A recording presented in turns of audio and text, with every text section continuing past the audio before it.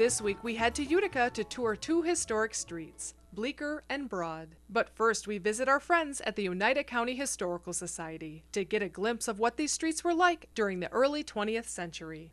Volunteer Carl Saporito helps us look up photos from the archives. And Executive Director Brian Howard gives us a peek at the ceiling restoration project. He tells us the upstairs will reopen in the spring. The historic streets of Bleecker and Broad begin at Genesee Street and run parallel to each other eastward for over a mile. They bisect the historic and culturally dynamic East Utica. The culture and tradition of Utica's Italian immigrants is kept alive at the Sons of Italy on Bleecker Street. The local club is part of a national organization dedicated to preserving Italian heritage. Well, the organization as a whole was founded in 1905 by Dr. Vincent Salato. He was down in the New York City area, and it was his desire to have an organization to which the Italian Americans newly arrived to the country would be able to come to and share their culture and their heritage. From that, there were branch organizations that grew up around the United States, ours being one of them. Ours was founded in 1951, and we used to meet in a church down the street, an old Orthodox church. They moved out of the building. They offered it for sale to our organization, but at the time we didn't have money. Around 1957, they started renting a hall to have bingo to raise money, and in the meantime, they were meeting above a bakery down the street, Rintrona's, I think, and that's where they had their organizational meetings. And in 1971, they finally had enough money, and they put up the building that we're standing in now. This building is always active. We have things happening all the time. There are bingo games a couple nights a week. On Wednesdays, ordinarily, we rent out the hall to another organization, the Animal Protection League. And we have our ordinary every Friday evening bingo game. Also on Fridays, and this is for the general public, come and see us. We have fish fries. It's only $8.95. You can have fried fish, baked fish. We have all kinds of pastas. Every so often we have even calamari and other things. It's very economical. The atmosphere is nice. We're very congenial. Come and see us. Italian or not? Italian or not, yes, really.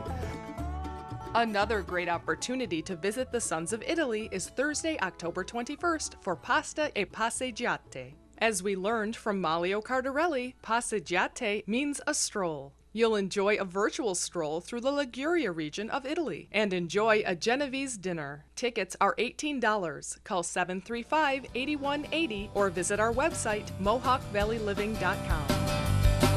There's a strength inside the people here, quiet, proud, and strong. Hearts that reach out so long, so far to help each other along. Well, we all share something special here in this valley that's our home.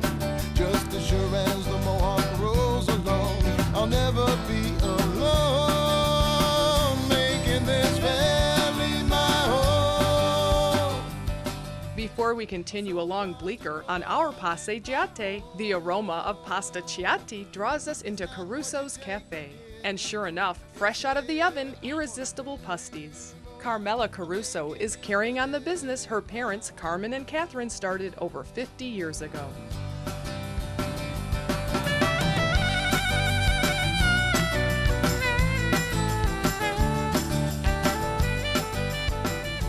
We think Richard is due for a haircut. Maybe something hip and new at the Dominican barbershop.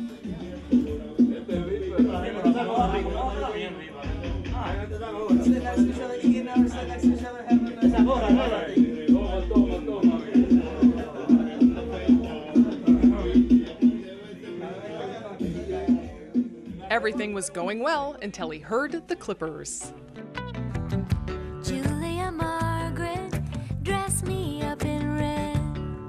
I wanna be a woman in a picture. Hey Julia, how I love your name. I wanna be a woman in your frame. Catherine Houghton with a starlight smile. I'd love to talk to you. Hey Catherine, there's no way to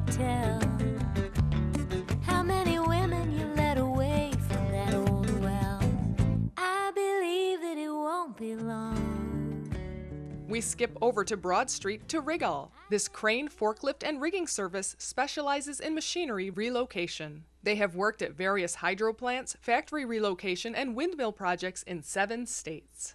Rigall has been here on Broad Street since 1963.